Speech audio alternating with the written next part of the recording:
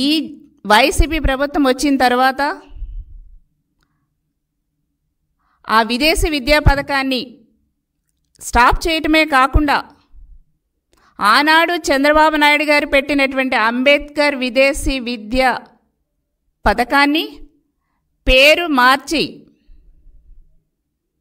జగనన్న పథకం కింద పేరు మార్చేస్తే డాక్టర్ బిఆర్ అంబేద్కర్ గారిని వైసీపీ ప్రభుత్వంలో జగన్మోహన్ రెడ్డి గారు అవమానిస్తే ఆనాడు మంత్రులుగా ఉన్నటువంటి ఎమ్మెల్యేలుగా ఉన్నటువంటి వైసీపీ వాళ్ళు కనీసం స్పందించలేదు, కనీసం ఖండించలేదు. అసలు మీకు అంబేద్కర్ గారి విగ్రహాలను తాకే అర్హత ఉందా?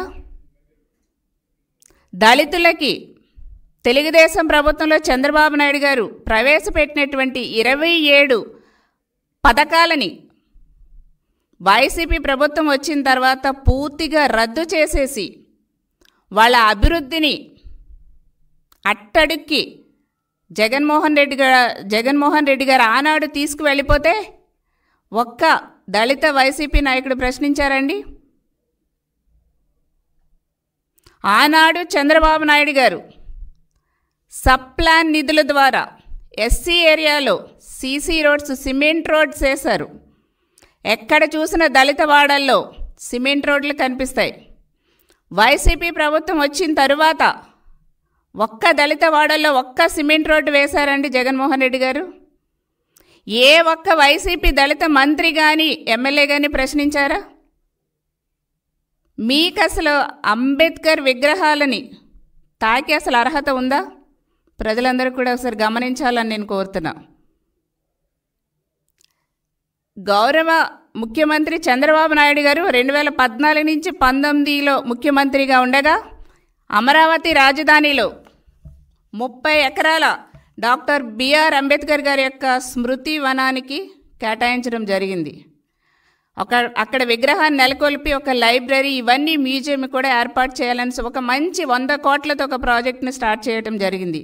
రాజకీయ ప్రయోజనాల కోసం జగన్మోహన్ రెడ్డి గారు 2019 నుంచి 24 వరకు కూడా కుట్ర రీతిలో ఒక కుట్ర పన్ని దాన్ని క్యాన్సిల్ చేశారు.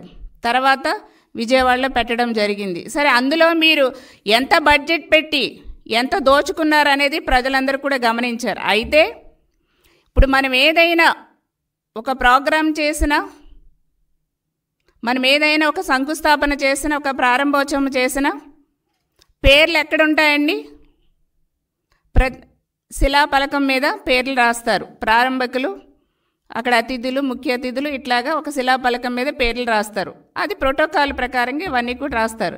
సో అక్కడ ఆనాడు ముఖ్యమంత్రిగా జగన్మోహన్ రెడ్డి గారు ఉన్నారు కాబట్టి, ప్రారంభకులు సీఎం గారు కాబట్టి అవి పెట్టుకోవటం ఎక్కడా కూడా తప్పులేదు. కానీ ఎంత దురుద్దేశంతో ఇక్కడ అంబేద్కర్ గారి యొక్క స్మృతి వనాన్ని ఏర్పాటు చేశారు. కానీ మీ పేరు ఎక్కడ ఉండాలండి? శిలాఫలకం మీదే కదా ఉండాలి. కానీ జగన్మోహన్ రెడ్డి గారి యొక్క పేరు ఎక్కడ ఉందండి? అంబేద్కర్ గారి యొక్క పేరు ఎక్కడ పెట్టారు? జగన్మోహన్ రెడ్డి గారి యొక్క పేరు ఎక్కడ పెట్టారు?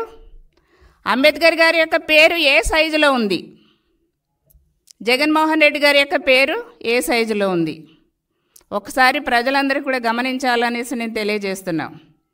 భారత రాజ్యాంగ నిర్మాత ఈ రోజున నాకు మాట్లాడే స్వేచ్ఛ కానీ, మన బతకటానికి కానీ ఈ రోజున మన భారతదేశం ఇంత ముందడుగు వెళ్తుందంటే ఆయన ఒక అద్భుతమైనటువంటి ఒక బైబిల్, ఖురాన్, ఒక భగవద్గీత మన అందరికీ కూడా అందించారు. సో అట్లాంటి మహానుభావుడి యొక్క విగ్రహాన్ని పెట్టారు. కానీ ఆయన పేరు హైలైట్ చేయాలా? ప్రారంభించినటువంటి జగన్మోహన్ రెడ్డి గారి పేరు హైలైట్ చేసుకుంటారండి? ఒకసారి ప్రజలందరూ కూడా గమనించాలి, ఆలోచించాలనేసి నేను కోరుతున్నాం.